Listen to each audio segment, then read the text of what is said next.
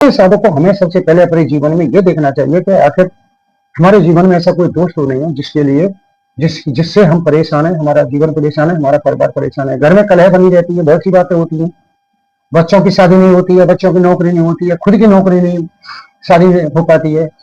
ये सारी चीजें साधक को देखनी पड़ती है और देखने के बाद में इनका निराकरण हो जाए, निवारण हो जाए, तो फिर साधक जो है साधक आगे बढ़ जाता है और उत्थान हो जाता है साधक का। मैं बता रहा हूँ, एक साधक हमारे झारखंड के थे, डॉक्टर साहब हमारे पास आए थे, तो उन्हें देखा उनके बारे में, तो साधकों को उनके कोई चाचा थे, बाकी सारी बात सही थी, लेकिन उनके जो चाचा थे, उनके चाचा की अकाल मृत्यु हुई और चाचा हमेशा इनसे ईर्ष्या करते थे। तो वो व्यक्ति की आत्मा आज तक डॉक्टर साहब को दंडित परेशान कर रही है और उनका बहुत बड़ा हॉस्पिटल है, हॉस्पिटल तक नहीं चलने दे रही थी। वो साधु को मेरे पास आए, मैंने उनका देखा और निवारण किया। उन्होंने खुद मां भगवती बगलामुखी के हवन कराए। हमारे एक साधक हैं, उनके द्वारा उनके पास ही रहते हैं, तो दोष निवारण हुए। दोष निवारण के बाद में आज उनका हॉस्पिटल चल रहा है बहुत अच्छी तरह से। तो साधकों इस तरह उनका दोषों का निवारण किया जा सकता है, लेकिन पहले पता तो चले कि दोष क्या है। इसी तरह एक साधक हमारा यहाँ दवाई का रहने वाले हैं, वो भी हमारे पास काफी टाइम पहले आए थे, तो हमने उनसे पता किया तो देखा कि गांव की जो पथवारी होती हैं, जो गांव की चामड़ होती है, पथवारी होती है, तो जो पथवारी माता है उनका दोष लगा हुआ था उनके परिवार में। उनका एक ही लड़का, वो भी शादी नहीं हो रही है, हुई तो बड़ी मुश्किल से, बड़ी दिक्कत, बड़ी कलेश में, जबकि उनके पिताजी सरकारी नौकर, हालत खराब, जमीन बेचने की नौबत। जब मेरे पास आए तो मैंने देखा, पता किया पथवारी दोष। और पथवारी दोष कैसे लगा कि उनकी माताजी पथवारी पर स्नान कराने जाती थी, और स्नान कराने जाती थी तो उनके पिताजी ने मना किया, झगड़ा किया उनसे और उनको रोक लिया। इसलिए मां पटवारी ग्राम देवी कुपित हुई और वो श्राप दे रही थी। उसका नतीजा ये था।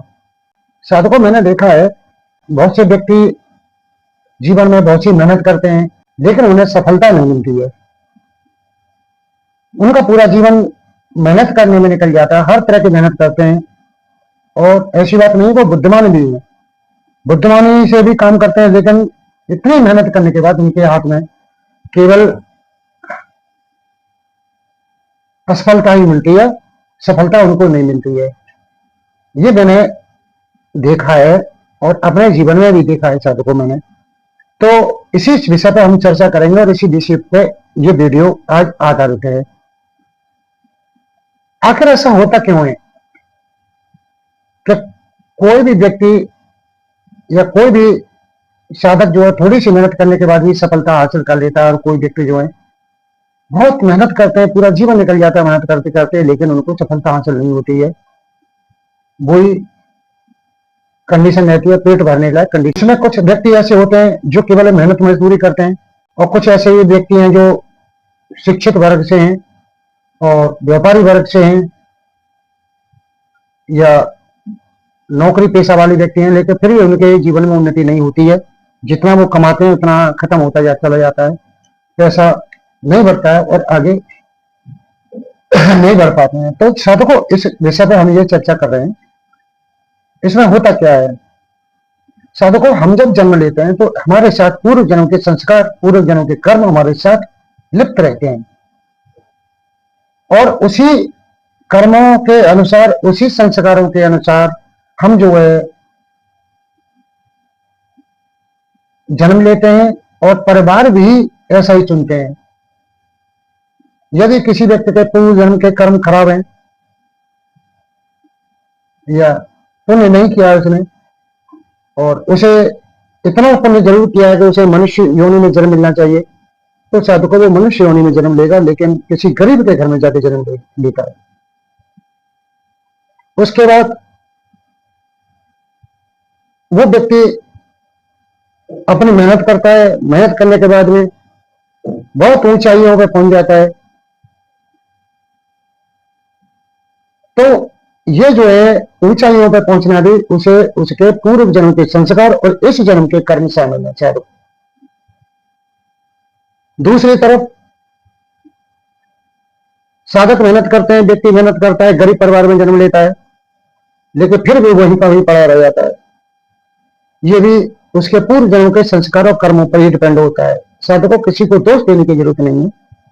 यहाँ जो होता है वो सब पूर्व से ही नियत होता है। इसी तरह कोई व्यक्ति पैसे वाले के घर में जन्म लेता है, लेकिन आगे चलते बिल्कुल कंगाल और खाकपति हो जाते हैं, करोड़पति हो जाते हैं, ये आपने देखा होगा। तो साधकों ये सब चीजें हमारे पूर्व जन्म के संस्कारों पर चलती हैं। और इसमें होता क्या है साधकों, ग्रह दोष सबसे बड़े मायने रखते हैं। जो ग्रह दोष होते हैं, और एक तो ग्रह दोष वो होते हैं जो हमारे मंगल दोष, राहु दोष, केतु दोष, शनि दोष, बृहस्पति दोष, काल सर्प योग होता है। किसी के कुंडली में चांडाल योग बन जाता है, किसी के में कुष्मांडा योग बन जाता है ग्रहों की चाल के अनुसार। ये सब दोष होते हैं। तो ये ऐसे साधक कभी आगे नहीं बढ़ पाते दोषों के अनुसार। दूसरे दोष घर में दोष होते हैं, जैसे भस्त दोष हो घर में या पितृ दोष हो घर में, तो साधकों वहां भी यही कंडीशन बनी रहती है कि पितृ दोष होगा तो उस घर में कभी उन्नति नहीं होगी, और भस्त दोष होगा तो भी इस घर में उन्नति नहीं होगी। लेकिन बात ये आती है कि पता कैसे चले। साधकों जिनकी जन्म कुंडली उन साधकों को पता है, तो वो तो किसी आचार्य के पास जाकर या किसी कर्मकांडी ब्राह्मण के पास जाकर उन चीजों का पता करा लेते हैं कि हमारे अंदर दोष कौन सा है, और उसका निवारण भी कर लेते हैं। लेकिन साधकों पूर्ण रूप से निवारण नहीं हो पाता है। तुम सोचो कि बहुत बड़ा हमारा दोष लग गया और एक हवन करा लेने से, किसी पंडित को कुछ दक्षिणा देने से दोष समापन हो गया? नहीं साधक, कुछ शांति मिल जाती है, लेकिन दोष समापन नहीं होता। दोष तो तभी समापन होगा कि तुम जब कर्म करोगे अपने हाथ से, और इसे साधक को समय लगता है, तब दोष समापन होता है। दूसरा, घर में प्रेत दोष होता है या पितृ दोष होता है, ये भी साधकों को पूरा जीवन चैन नहीं लगने देते हैं। क्योंकि साधकों मेरे पास साधक आते हैं, मेरे पास मैसेज आते हैं, मुझे देखता हूं उनके बारे में, तब ऐसी ऐसी चीजें पता चलती है साधकों तो शायद उन्होंने कभी सपने में नहीं सोचा होगा ऐसा कुछ हो। तो साधकों और भी बहुत सी ऐसी चीजें हैं जो पता नहीं रहती है। मैं खुद साधकों तुम्हें अपने ही बता दूं, मैंने पहले भी वीडियो में बताया कि मेरे जीवन में, मेरी जन्म कुंडली में पितृ दोष, मंगल दोष, राहु दोष, केतु दोष, काल सर्प दोष, ये सारे दोष मेरे ऊपर थे।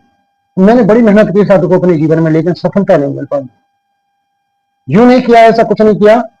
तुम सोच रहे होंगे कि मैंने कुछ नहीं किया साधकों, मैंने भी बहुत कुछ मेहनत की जीवन में, लेकिन सफलता नहीं मिली। वही ढाके तीन बात रही। जब मैंने श्रीमद् भागवत गीता के पाठ करना शुरू किया साधकों, तब मेरी दोषों का निराकरण हुआ, थोड़ा सा शांति हुई, दिमाग शांत हुए। तो साधकों फिर मैंने माँ भगवती बगलामुखी की उपासना की। 5-6 महीने साधकों मैंने फिर के नहीं देखा, लगातार जब करता रहा। जब मुझे सफलता मिली माता जी की, पटना वाले प्रदीप कुमार जी हैं, उनसे मैं जुड़ा, उन्होंने मुझे बगलामुखी करने को कहा, और बाकी उन्होंने कुछ नहीं बताया कि मुझे क्या करना है क्या नहीं करना है। लेकिन मैं तो पहले से ही साधकों सीखा हुआ था, मैं बगलामुखी को जानता था, लेकिन भय की वजह से उनको नहीं करता था मैं। उनके कहने से साधकों देखो एक बात होता है, गुरु कैसा भी हो, एक नित्य होता है, एक स्थिर होता है गुरु का धारण करोगे, गुरु का मान सम्मान करोगे तो तुम्हें सिद्धियां अवश्य मिलेंगी। मान सम्मान करते रहो। वो चीज अलग रही कि हमारे और प्रदीप कुमार गुरु जी है, उनके बीच में कुछ मतभेद हुए, लेकिन मेरे मन में उनके लिए कोई मतभेद नहीं है। मान सम्मान पहले ऐसा ही था और अभी रहेगा साधकों। तो जब मां पीताम्बरा मैंने किया तो साधकों मेरे दोषों का निवारण हो गया और मेरा उत्थान होना शुरू हो गया। तो साधकों इस वीडियो के माध्यम से केवल मैं ये बताना चाहता हूं कि ये चीजें साधकों के जीवन में रहती है, लेकिन साधक जो है समझ नहीं पाते हैं, व्यक्ति समझ नहीं पाते हैं और कि हमारे जीवन में हो क्या रहा है। बहुत से साधक साधना करते हैं, योग्य हो जाते हैं, लेकिन फिर भी उन्हें सफलता नहीं मिलती है। क्योंकि उनके पीछे दोष लगे हुए हैं। वो दोष उनको चैन से नहीं बैठने देंगे और सुख से नहीं रहने देंगे। इसलिए तो ये वीडियो साधकों इसी के विषय पर था कि यदि कोई साधक ऐसा कुछ लगता है उसके जीवन में, तो उचित अनुदान भेजकर साधकों जीवन के 5 प्रश्न अपने